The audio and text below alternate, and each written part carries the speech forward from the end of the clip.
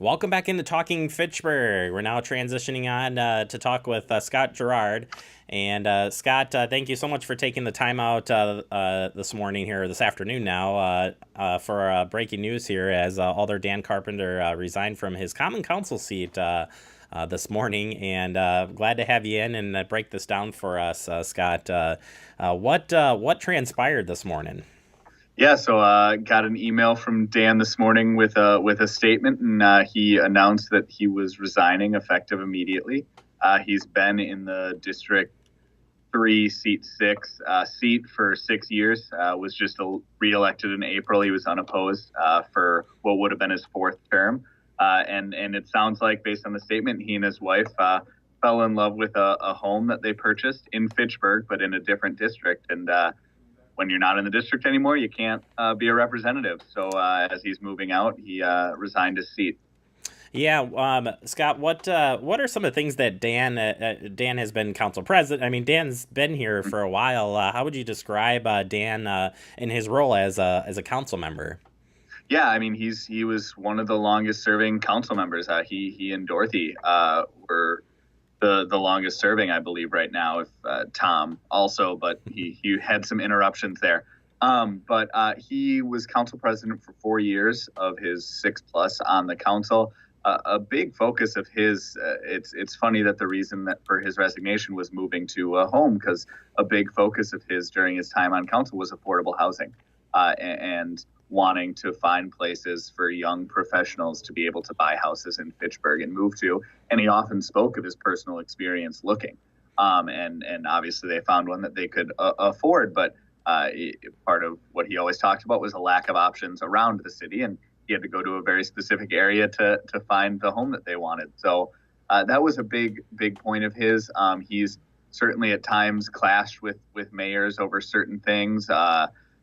Especially Steve Arnold, when the two of them, when Steve was mayor and Dan was council president, they butted heads over a few items. But overall, he really talked about affordable housing a lot, and the last couple of years has really spoken about the importance of listening to constituents, especially on the North Stoner Prairie neighborhood debate. And that's something that could be coming back relatively soon to council, and so it will be interesting if there's a vote on that before the seat is filled.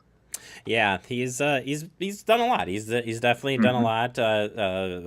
lot. Seen a lot, however you want to say it. Scott, how do you see the process moving forward then, as far as his seat being open now? What's that process look like? Yeah, so by city ordinances, the council will be able to vote on a successor based on who applies. In my time covering the city, I haven't actually seen someone vacate an office, so I haven't seen how that process is going to play out. It's always interesting. I have seen it happen in the Verona area school district, which I cover, and there's often a lot more applicants for an appointment than there are for an election, because it's an interview with the council versus a campaign, which is just a lot of legwork. And so it'll be interesting to see how many people apply. The application process will start sometime in June. The dates are kind of depends on when the vacancy gets noticed in the state journal and things like that. But there will be about a 2-week period for people to apply and get nomination papers filled out.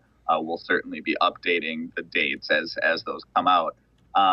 But because it was a 1-year term, it will be up for a 2-year term election in April. And so there's a chance someone applies to try to get a leg up if they were thinking about running next April. There's also a chance maybe some former office holders apply to just try to see the seat through without planning to run. And it'll depend on what the council wants out of that position, stability or someone who's looking forward. So there's still a lot to be seen from the process, but it'll play out over the next month or so. And there will be an interview meeting and then a vote after that.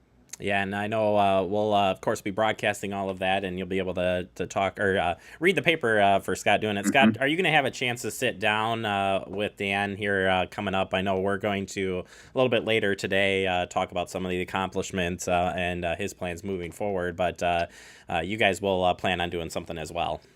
Yep. Yeah. So right now we just have that initial news story up on the website, but I am planning to talk with Dan more. We're setting up a time to chat and hear more about his time on council and yeah, his future plans.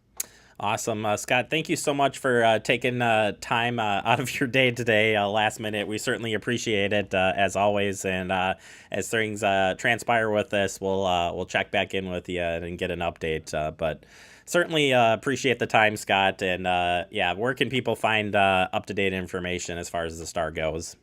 ConnectFitchburg.com, and we'll keep updating this and any other news that happens. All right, that is Scott Girard from the Fitchburg Star.